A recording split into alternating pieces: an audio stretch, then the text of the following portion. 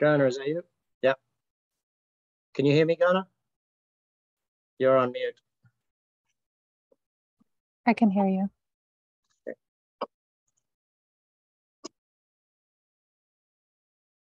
Okay, is Sarah coming on? I'm not sure. Would you be able to make me a co-host just in case? There's so many Gunnars in this thing.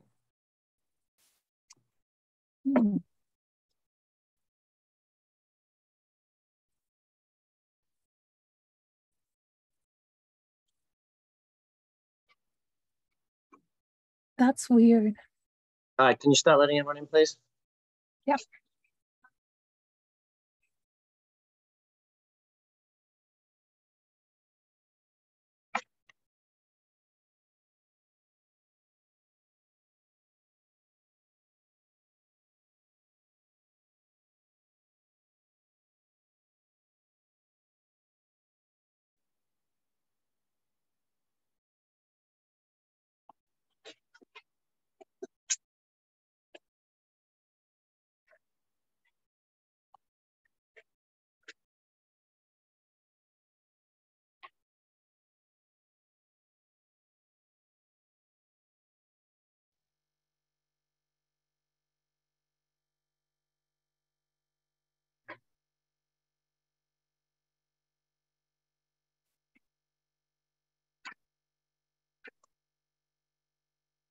I'm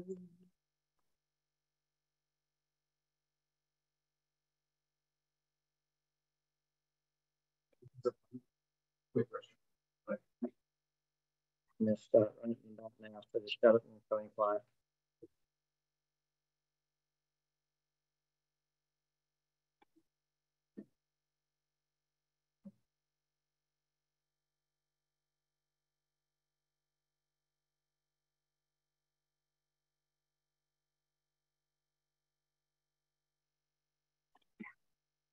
Well, good morning, good afternoon, good evening, wherever you're at in the world. If you can turn your cameras on and your microphones off, that would be fantastic for today. Remember, we will be taking questions at the end of this session. So first thing I'd like you to do, type it in the chat window so I can see where you are from. Some of you already started doing that. We're in Australia, we're in Cincinnati, we're in Florida. We are a couple of spots across Australia. So that's fantastic to see. We're also here in Las Vegas, Nevada. That is the place to be. Manila in the Philippines, Houston, Texas, Indianapolis, Washington, Mexico. We are moving around the world as we go. France is also in the house. Welcome to today's webinar. I'm Brad Sugars. I'm the chairman and CEO of Action Coach, the author of 4 million books, it feels like. No, only 17. Actually, the 18th book will be out next month, so called Raise Your Hand Marketing. Thanks for typing in where you are at. Now, next thing I'd like you to do is score yourself on a 1 to 10 of your experience in sales. What is your experience in sales? 1 being brand new to the sales game, 10 out of 10 being been in this thing for 30 plus years, sort of thing. So what's your score out of 10 for in the sales game? What's your number? 1 out of 10, 10 out of 10. Where are you at in the sales game? And I'm imagining I'll get a bunch of you that are 7s and 8s and above, because they're the people that keep coming to sales training events. The people that are brand new, often we don't find them at sales training events. But we have a few newbies here today, 2s and 3s. Excellent, excellent, excellent. Good to see. So sales, let's take a look at it. Let's learn a bunch about it. Let's focus in on it. I will be asking you to participate during today's session, so make sure you do keep that chat window open and learning. Whenever you get a new idea, that's what I want to see from you, okay? So what do I need from you? Well, let's start with this understanding.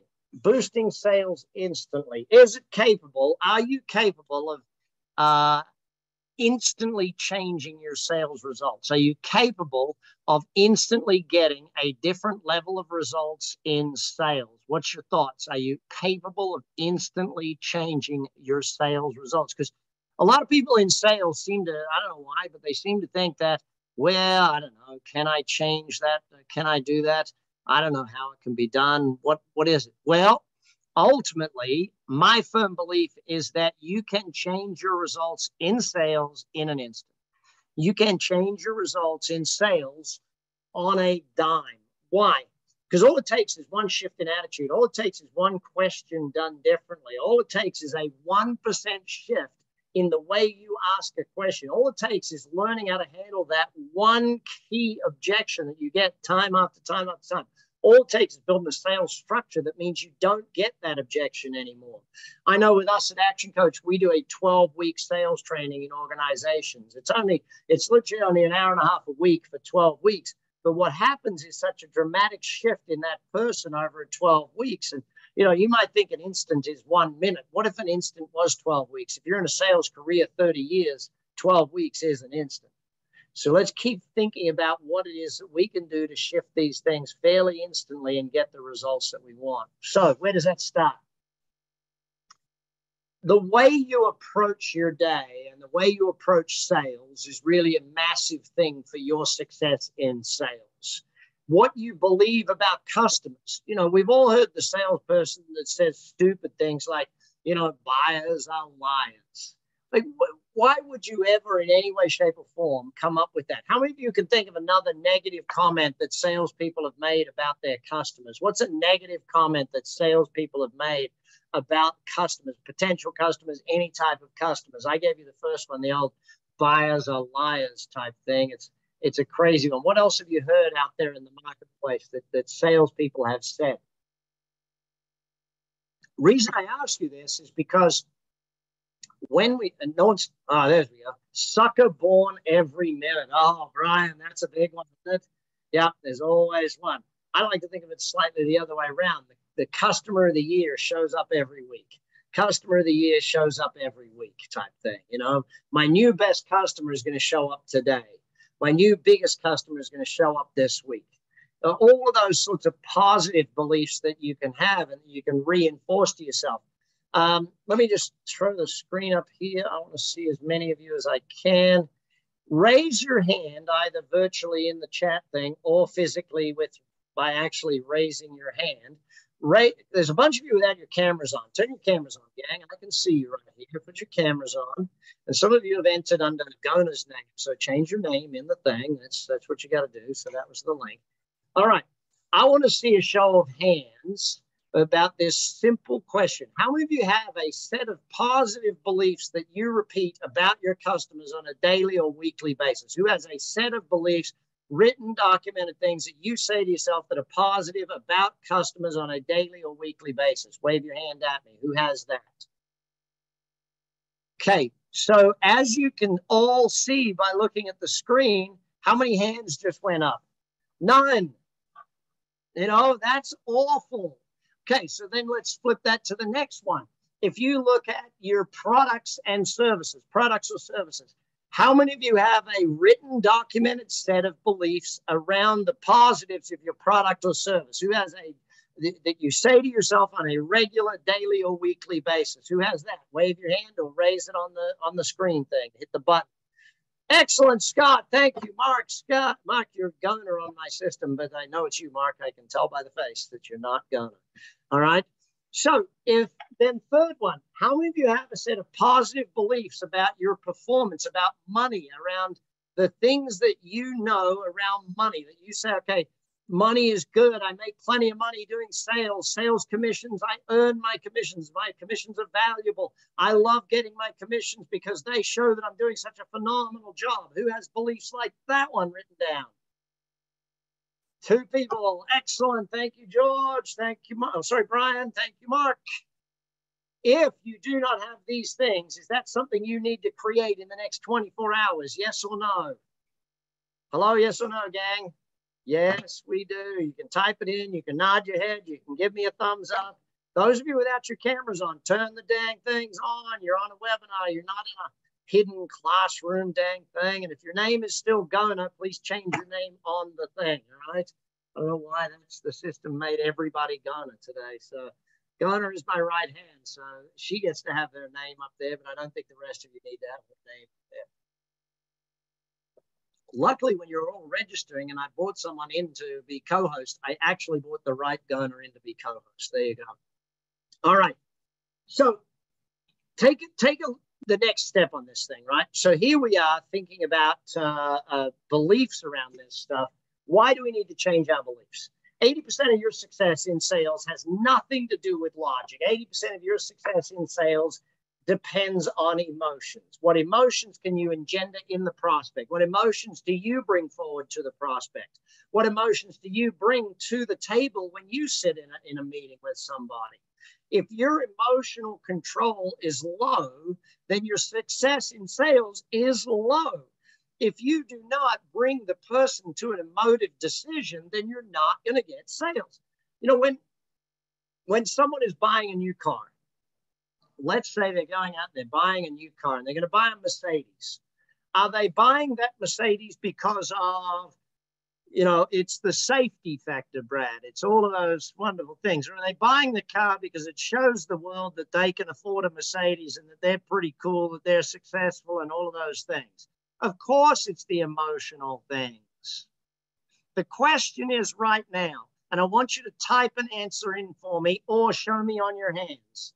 Out of 10, what percentage of your current selling is emotive? What percentage of your current selling is emotive? I'm just going to grab my seat here for a minute because I want to see these scores. Type it in or raise your hands for me. What percentage of your current selling is emotive? 6s, 4s, 80%. Okay, we got an 80, 10. I got some 7s, some hands raised. 3, 30%, 60%.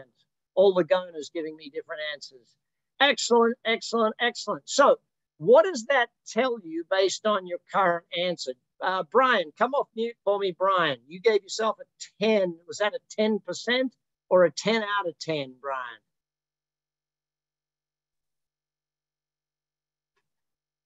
10 out of 10. Joey, can you just fix that sound for me, please? So, Brian, if you're at 10 out of 10, how do you maintain that level of emotiveness with your prospect and with yourself?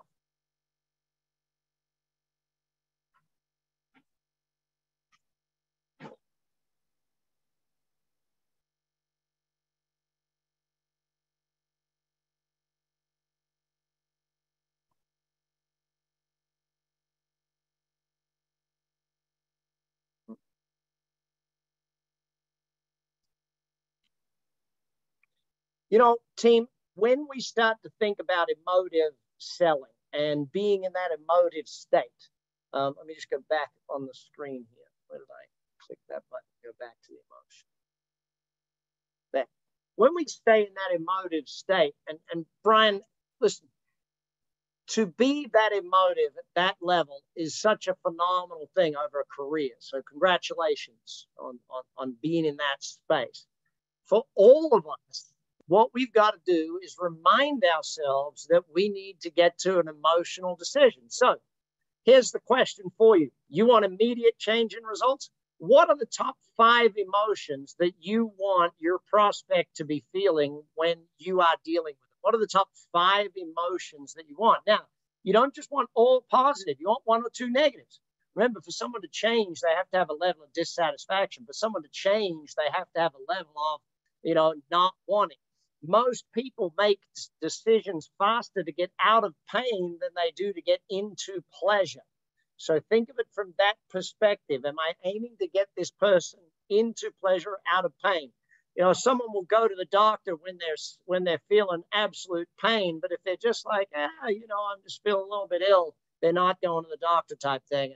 If you talk about the difference between someone investing money who's in, you know, I got cancer, will I go and spend money with a doctor? 100%. I'll spend every dollar I got to survive that thing.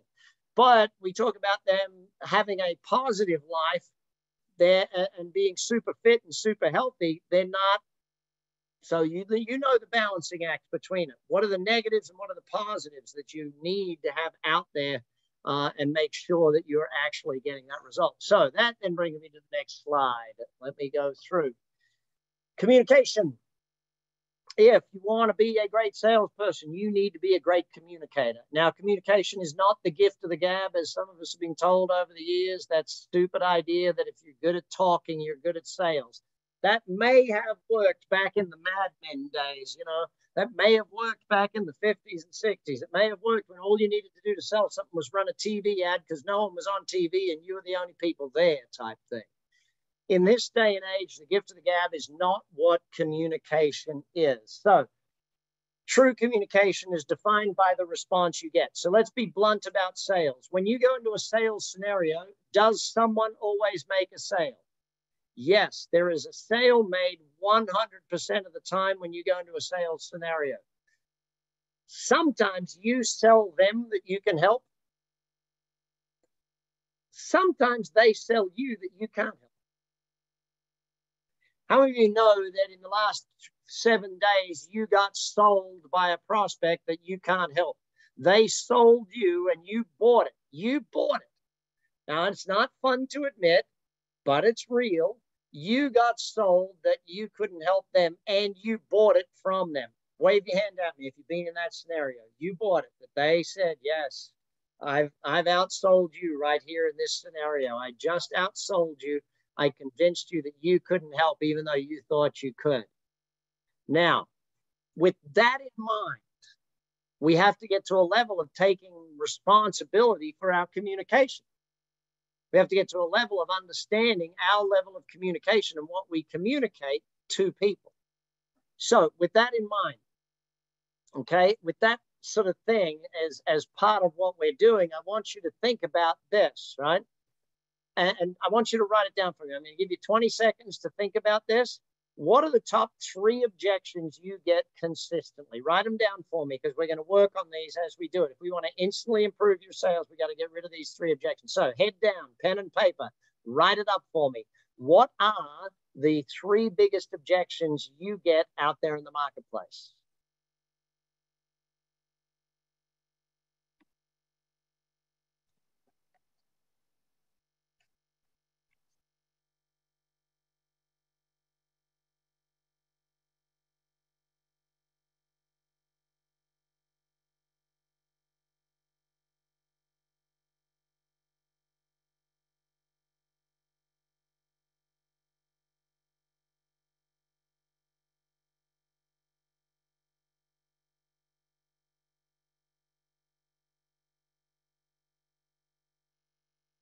All right, there's your 20 seconds. Start typing them in for me. Start typing them in. I don't understand. It's too expensive. It's too complicated. Thank you, George. What else do we got? Can't afford it. Don't have the time, money, timing. I don't have the time. Budget. More expensive than a competitor. It's not for me. I already have that. I need to think about it. Dang, there's so many of these that I love. Look at all of these ones. These are some of the best. Okay, let's deal with price. I think I've got time and price. Those are the 2 biggest ones. Who wrote down price for me and wants to come off mute for me? Don? You wrote down dollars, so come off mute for me there, Don. Yeah. So, Don, what is it you sell? We're a digital marketing agency, websites, SEO, pay-per-click. Excellent. So you're getting dollars as the thing. Can you tell me words they use to tell you it's money? Do they say it's too expensive? Do they say I don't know the budget? What are the actual words you get most often? I was just on the phone before we jumped on here, and it's a small business, and he says, I just don't have the budget, not sure that I can swing it. And that's almost like a quote. Okay. What was the price point you had him at? 10 to 12,000 for a small website. Okay. So let's go backwards a step. All right. How often do you get the I can't afford it thing? Out of everyone that says no, what percentage of them are saying no from a money perspective? Not that many. I would say probably, let's say 40 to 50%. Okay. So that's half of the people saying no are saying no for money. That's a lot. All right. Yeah. That is a lot of people saying no because of money. So here's my question to you, Don. What is it that you are saying or not saying that makes them perceive this as too expensive?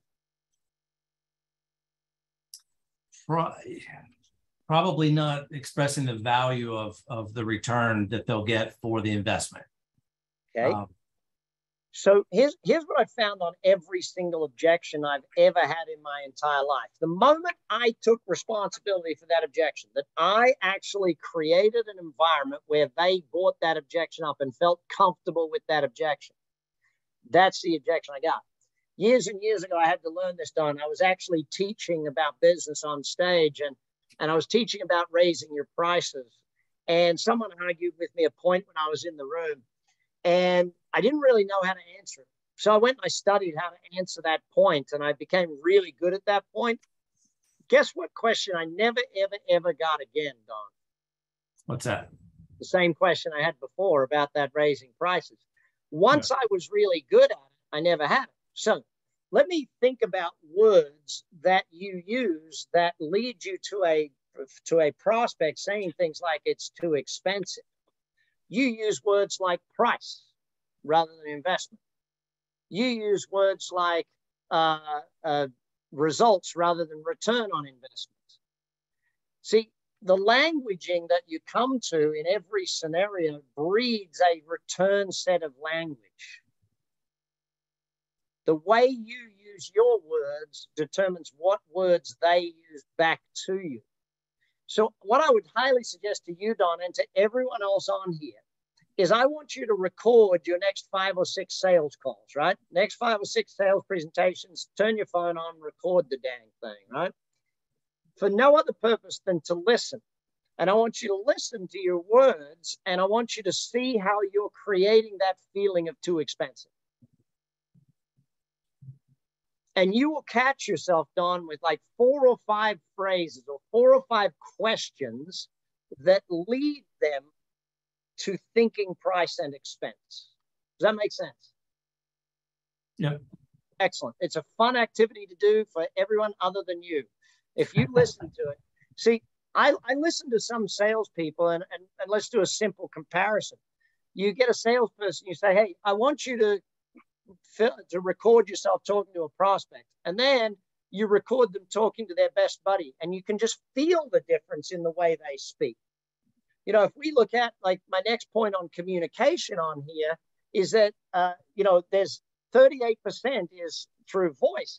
Now, with body language and voice being far more online today, more on telephone, more on Zoom, do you think the way you word it, the way the words you use, the voice modulation, the pitch, the speed, all of that stuff, is that more important today than ever? Yes, it most definitely is. Now, who said timing? Thank you, Don, for being a guinea pig. Who said timing? Jim.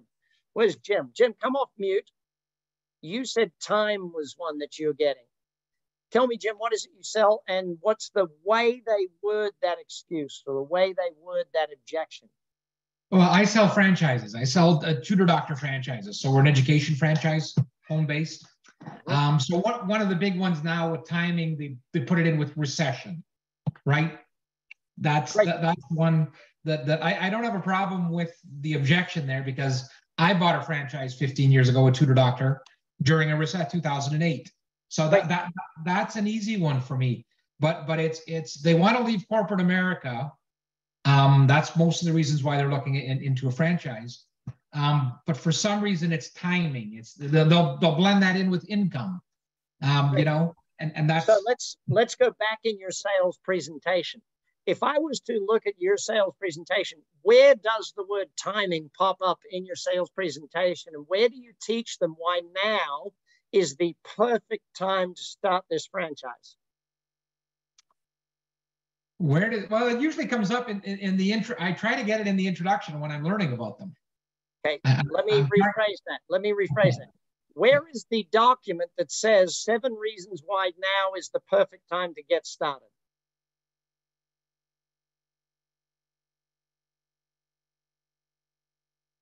Right at the beginning, usually is what I'm. Where is the document? Because see, one of the things we do as salespeople, yeah, is we suck at being consistent. We think we're consistent, but we don't. Why does a pilot use, even though a pilot's been flying for 20, 30 years, why do they still use a checklist every single flight, Jim? Not to forget anything, to make sure that they don't miss it.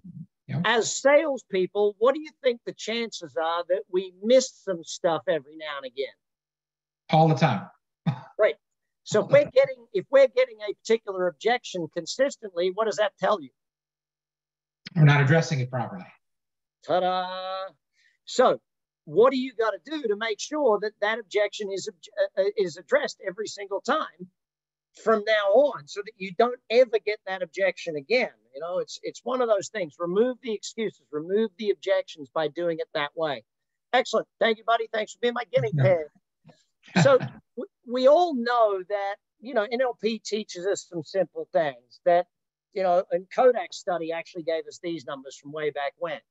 NLP talks about matching and mirroring, you know, being the body language. Now, how do we do that on this thing called, how many of you are doing more and more sales online, more and more sales on the phone, more and more sales on Zoom, stuff like that? Let me just see hands.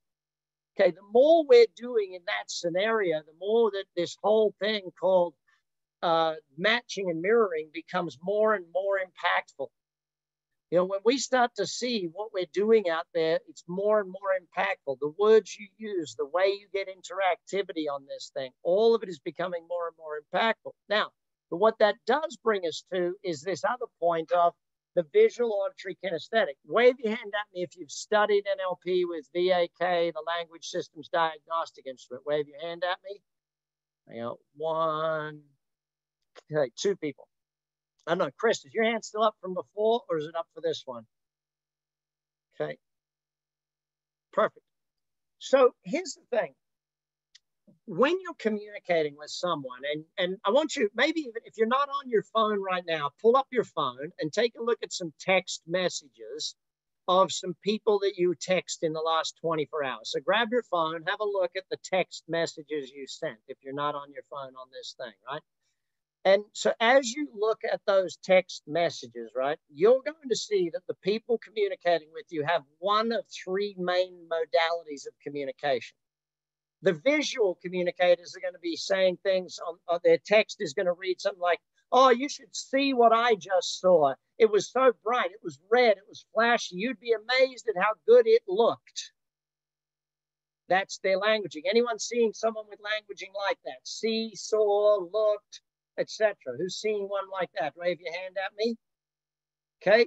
Now the next one, the auditories, what do you think their languages is going to be? Oh, you should have heard it. Wow, it was really loud. You couldn't believe the banging and clanging of this thing. There's no way that you could miss this sound. It was such an awful. And so you look, who's got one of those? Who's got someone that's using hear, sound, noise, those sorts of words? Jim, you've got someone there, right? How about the kinesthetics, the touchy-feelies? Who's texting you with that sort of language? I feel this. How are you doing? What are you feeling? What did you get done today? What's the next? And so they're the kinesthetic communicators. Now, understanding this type of communication is absolutely vital, because I'll give you an example, right? Not from sales, from normal life. My mom and my older brother, But my brother is highly kinesthetic. He's touchy-feely. Guess how he learns stuff? By doing it, okay? Got to be hands-on. That's him. My mom, highly visual. Got to see everything, all that. Like it's a visual way of the world. My mom is with my older brother trying to get him to do homework. And here's what it looks like. It looks like this. I want you to look at this page. You're not looking at the page.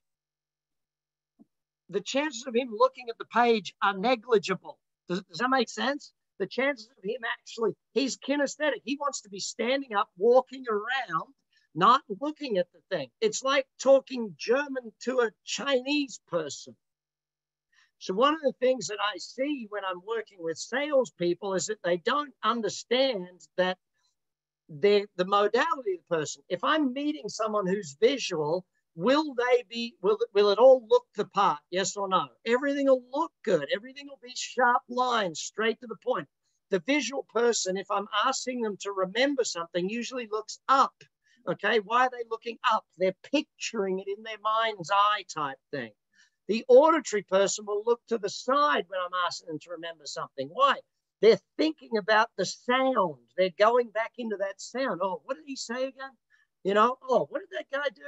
Yeah, they're thinking about the sound to remember it. The kinesthetic person will look which way do you think? Not up, not sideways, but down. They look inside. They get that feeling. What was I feeling at that point in time is their way of remembering and even their way of creating. So we want to learn the kinesthetic person. If you look at their shoes, what shoes is a kinesthetic person wearing? The most comfortable pair of shoes on the planet. Okay, they probably don't even match their outfit. They're just more comfortable than every other pair of shoes that they've ever had.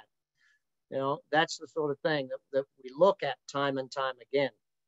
You know, the visual person, they wear shoes that look amazing. They will probably hurt, but they look amazing type thing.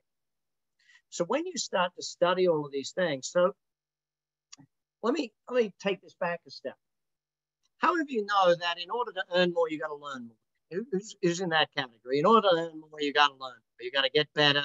Sales doesn't get easy. You got to get better at sales. Business doesn't get easy. You got to get better at business. All of those sorts of things that we know are the future of where we're going. So what, if I was to ask you, what level out of 10 are you studying at this point in time? What is your current study level on a scale of 1 to 10?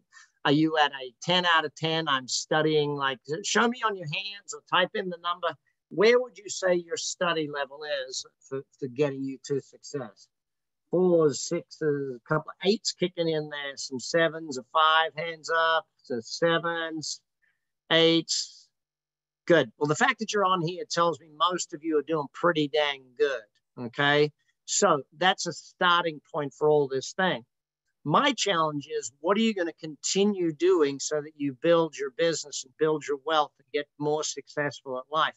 And any of you on here studying any of my 30X programs? Who's studying any of my 30X programs? 30X Business, 30X Life, or 30X Wealth? Okay, so I got a bunch of you that started that study program with me. If you have not started on that, in fact, the real Gona, can you please put in a link to my 30X programs, please?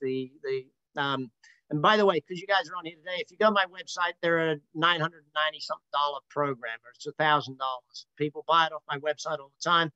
But if you're on here with me today, it's simple. We do a challenge. We do a challenge once a month. We give 100 people a scholarship to make it $99. So we're in the business of building raving fans right now. So if you want to do the 30X Wealth Challenge, it's 30 days with 30 minutes a day for 30 days with me on wealth, 30 minutes a day on life for 30 days, or the business one, 30 minutes a day with me for 30 days on business. You want to do any of those challenges, click those links. Do we have a link for them to do all 3? Do we have one of those?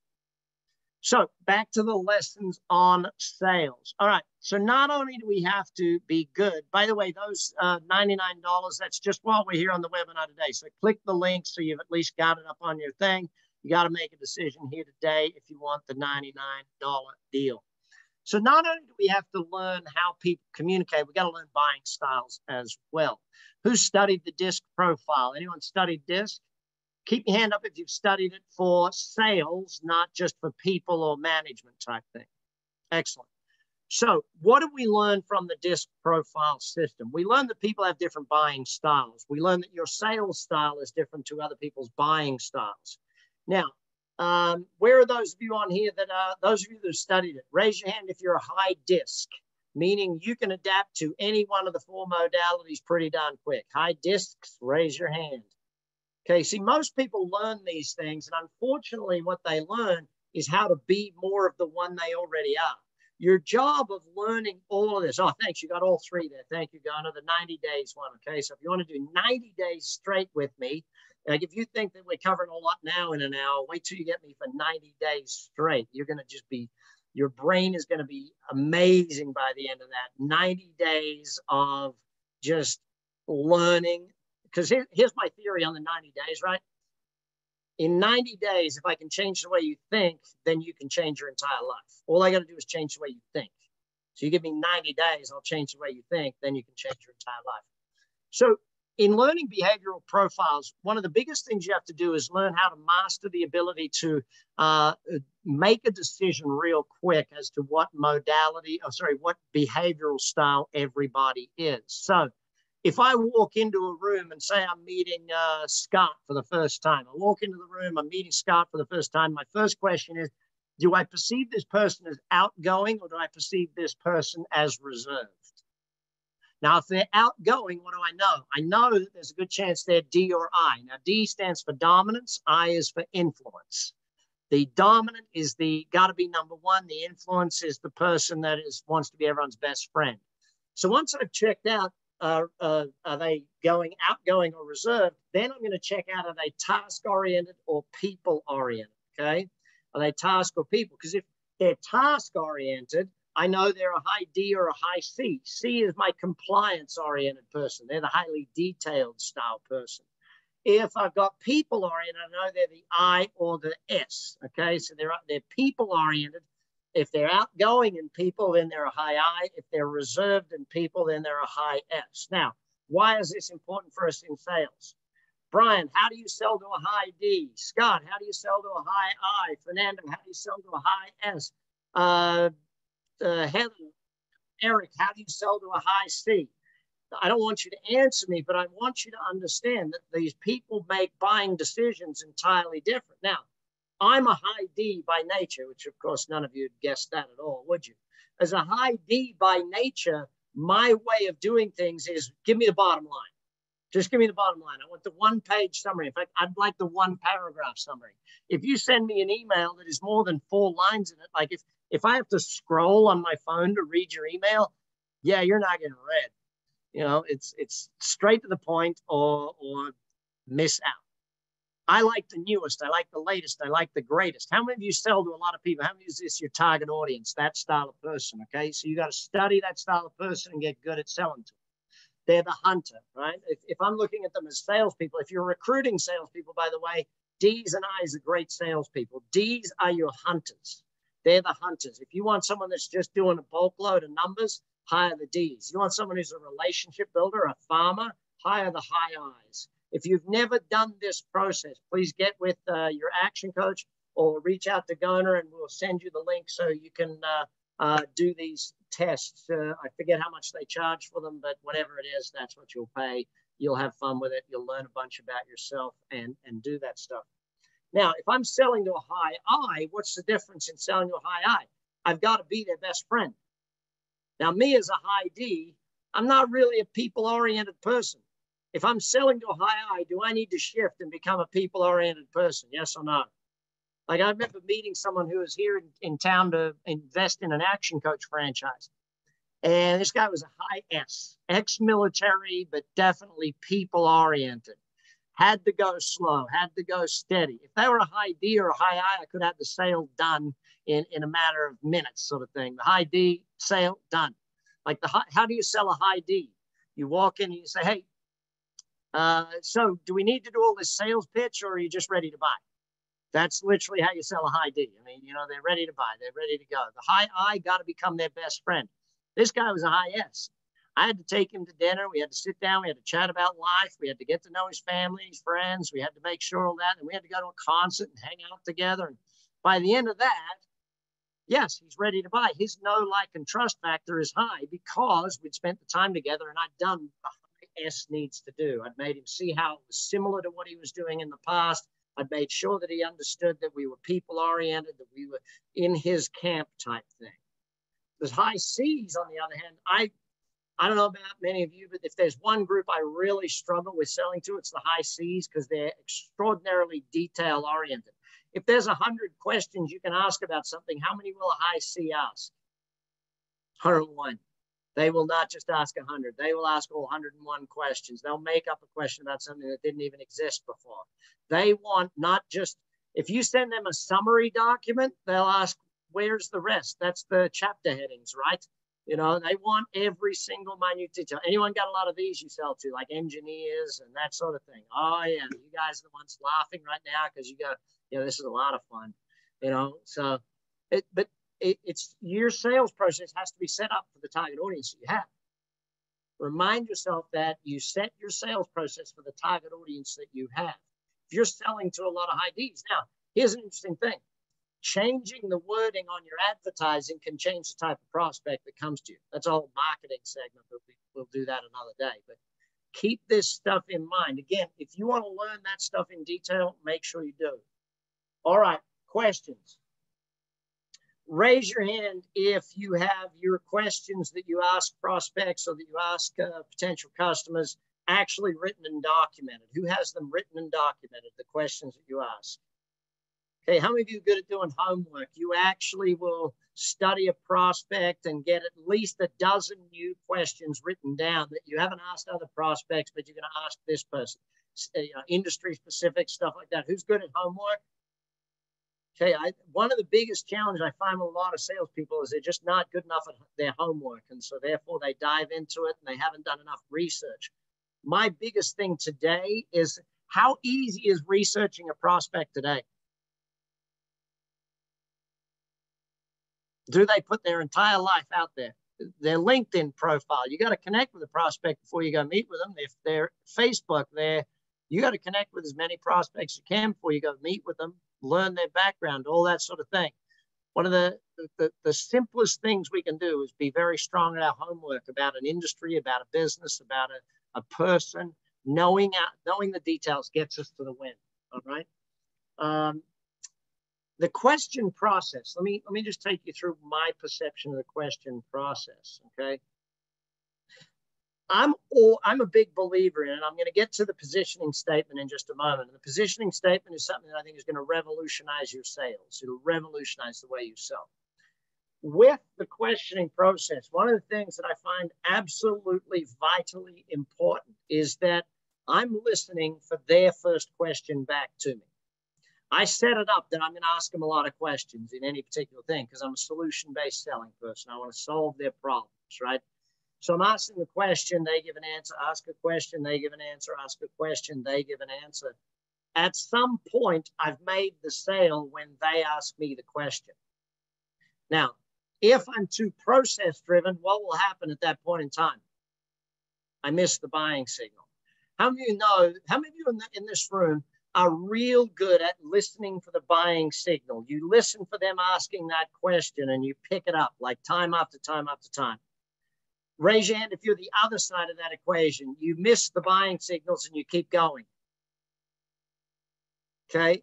You're either one or the other. Either you're really good at picking buying signals or you're missing buying signals. Okay, gang? So who's really good at picking buying signals? Okay? Who misses the buying signals and keeps going? So if you miss that first buying signal, you follow your process too much, you keep going and you lose them because you went past the point of the sale. You know, it's like I take my wife out for dinner, we're having a great old time, and it's time to head home, and I just want to have one more drink and a cigar, and it's now too late. You know, you got to pick the sale time when it's sale time. Make sure that you're on the ball with that thing. So if we look at the old way selling worked versus the new way of selling worked, the old way was, you know, build a little bit of rapport, do a lot of selling and a little bit of follow-up. Nowadays, which way do we do it? We do a lot of rapport building up front. Well, I still look at it. The best piece of advice I ever got on sales was pretty simple. It is meet with people socially before you meet with them to make a sale. Meet with them socially before you meet with them to make a sale. And it changed the way I sold. Instead of actually going and the first time I met them was the sales presentation, I would always drop in on a prospect and drop off the information kit. So I've met them face to face. I've said hi. My first meeting with a prospect, even today, the first time I meet with a new prospect, my goal is to just make it social. Why don't we have a coffee? Why don't we have a lunch? Why don't we just get together and chat? If you were to look at the sales presentations you're doing, what percentage of know, like, and trust are you before you get to doing the sales pitch? Do you know their dog's name? Know their wife or husband's name? Do you know when their birthday is? What's their football team? What level of rapport building are you doing in your sales scenario right now? You want me to buy from you, and I'm a big believer in know, like, and trust. If I don't know you, how can I like you? If I don't like you, how can I trust you? So that follow-up is massive. Selling is very small. I don't need to do a lot of selling because I've built rapport with them. You know, you all know I sell business coaching. And for me, I've never sold business coaching in my life. I've sold that gal or that guy going to see their kids play football.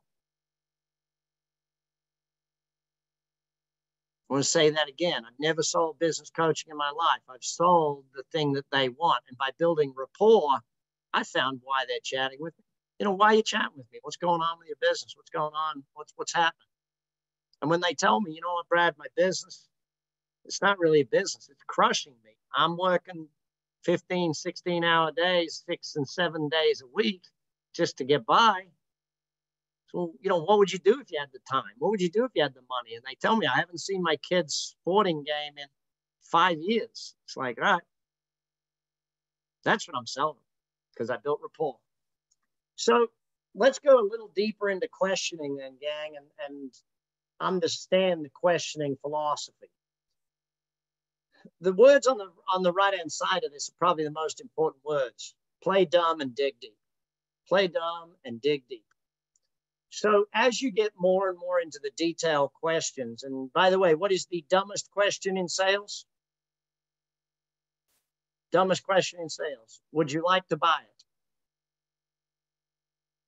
Worst question ever in sales. Would you like to buy it? What's the best question in sales?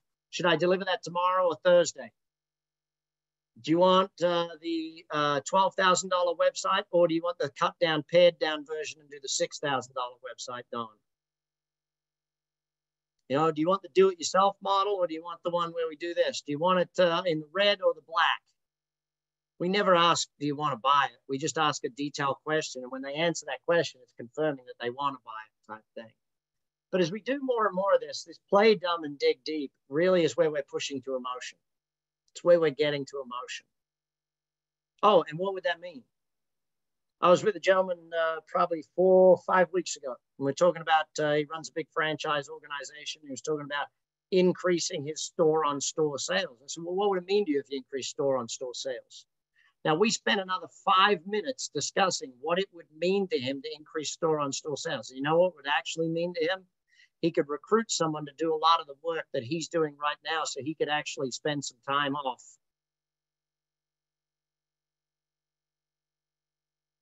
He could recruit someone and do that. So I wasn't selling him the fix to that. I was selling him the end result by playing dumb. What would that mean to you?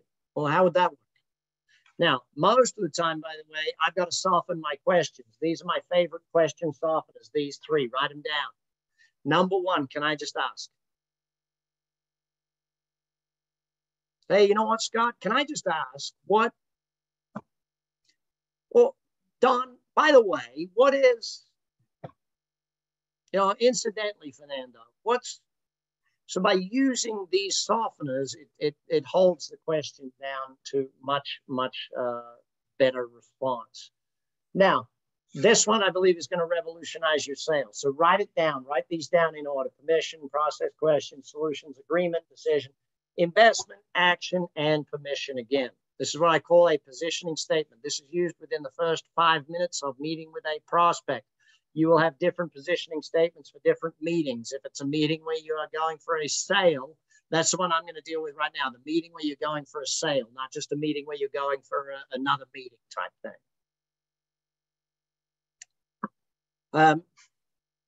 Who sent me that question? One of the Goners sent me a direct question. It's not actually Goner, I can tell that. We need to find out why that happened too, because that's kind of weird.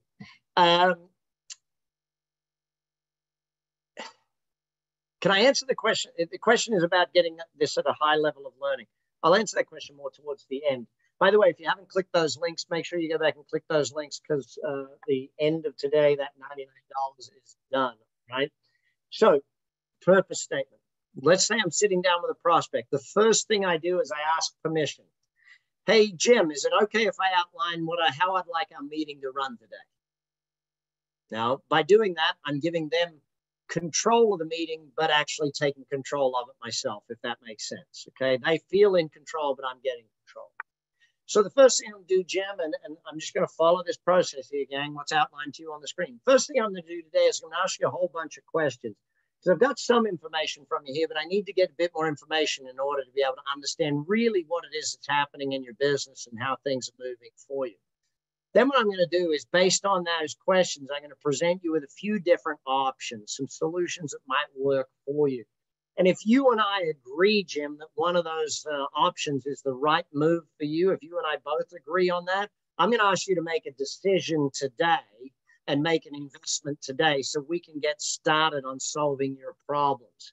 So is it okay, Jim, if we work together that way today? So what have I done? By positioning this up front, I've told them very clearly up front, this is what's happening. This is how we're going to do this thing. I mean, I give you permission.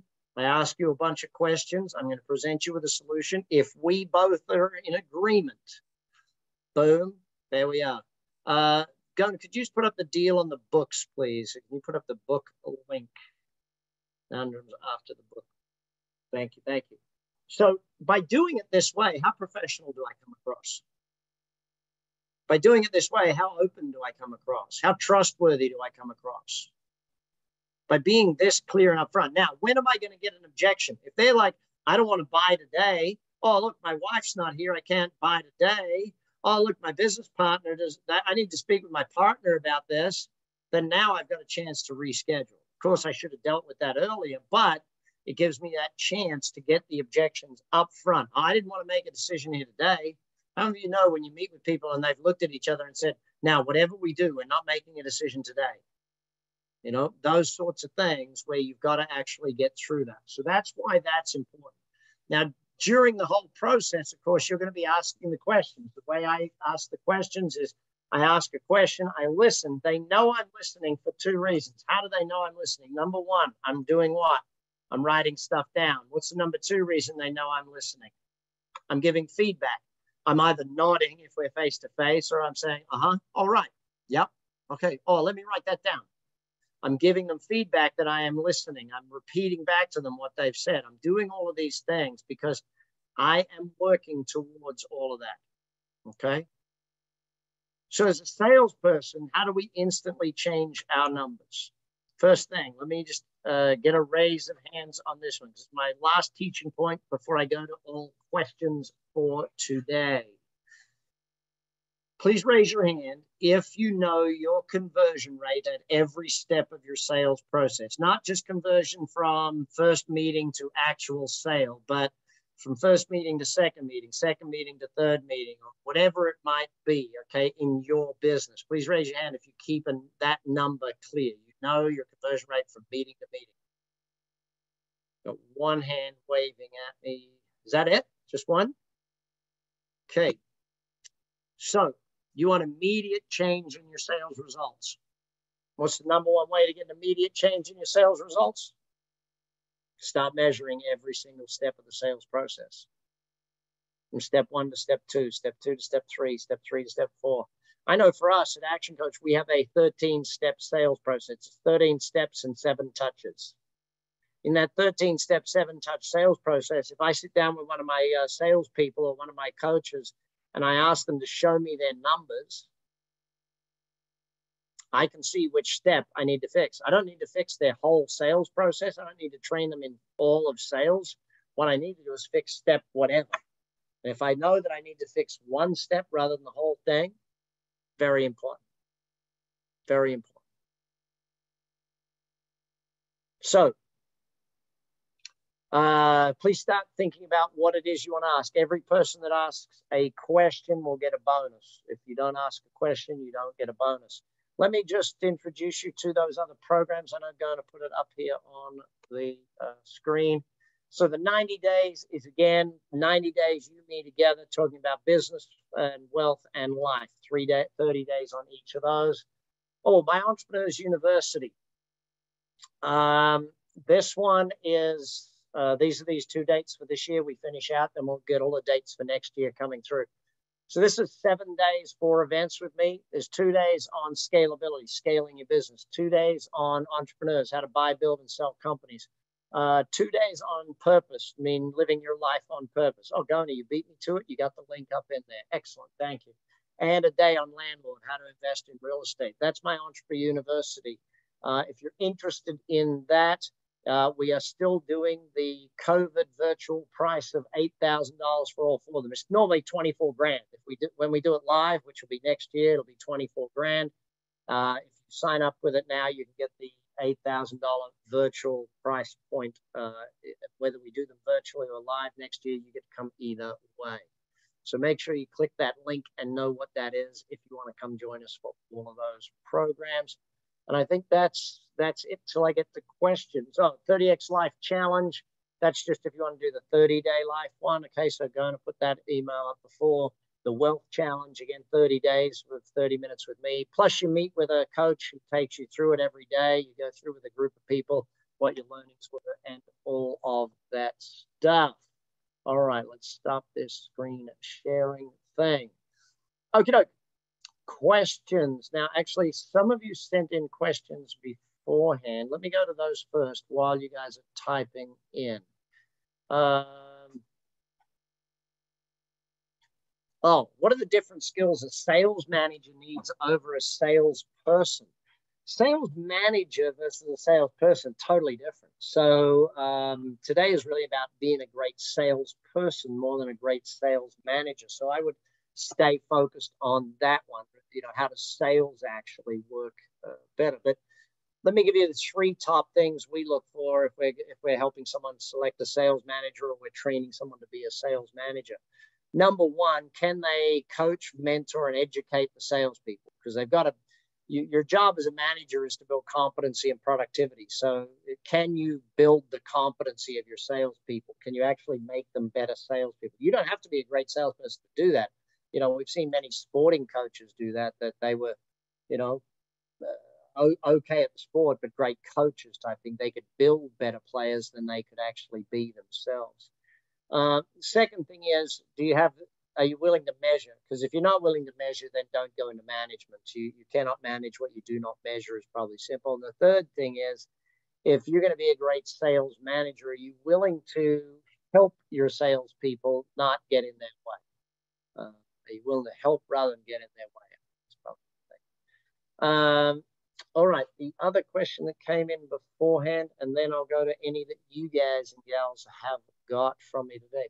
Also, oh, yes, thank you for the reminder, the real Gona. Any of you that would want to join any of those programs today, if you join the programs today, Gona runs a special session where you do a Q&A with me on any subject you like on that. So if you do those today, we can do that. I got time for 3 questions. Actually, I don't really. I got time for no questions, do I? I'll finish this. If there's anyone typed one in, I'll take a quick look. But this other question that came in beforehand, how do I train myself to be a great salesperson? You don't. You have to have someone else train you. We do a 12-week sales training program. So if you want to chat with your action coach, or if you don't have an action coach, let Gona know. She will connect you with your action coach. in your area, but we run a 12-week sales training. I find it's too hard. I know as a salesperson myself, training myself was always just a challenge. So that's the thing. Excellent. What was your top lesson of the day? Type in your top lesson of the day for me. What was the one takeaway you took out of this? What's the one thing you're going to act on most? Best proven method to communicate with kinesthetic customers and clients. Now, it depends on if you can be face-to-face with them or not. Obviously, if you're face-to-face, it's easy. You give them a hug and you shake hands and you give them heavy things and all of that sort of stuff. Who trained me? Many different people. Paul Dunn, Tommy Hopkins, Alan Pease, Brett Chamberlain was one of my sales managers, many sales managers over the time. Do your homework to know your candidate. Great points. Need to write down my read everyday affirmations about sales. Very nice. How to look for the buying signal. Very nice.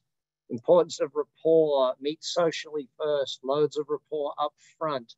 Who hasn't given me their main lesson yet? Type it in for me if I haven't got yours from you. Todd, what emotions do you want them to feel? Yeah, that's a big one. It's a big one. You got to ask questions that lead them to those emotions. You got to focus on those emotions. That'll help you get those buying decisions from them. Thank you for participating today, gang. Really appreciate it. Look forward to chatting again at some stage in the near future. Jump on those links. Come back to us. Let us know what you need and where you need help in growing. I'll see you on next month's webinar. Take care. Bye for now. Thank you.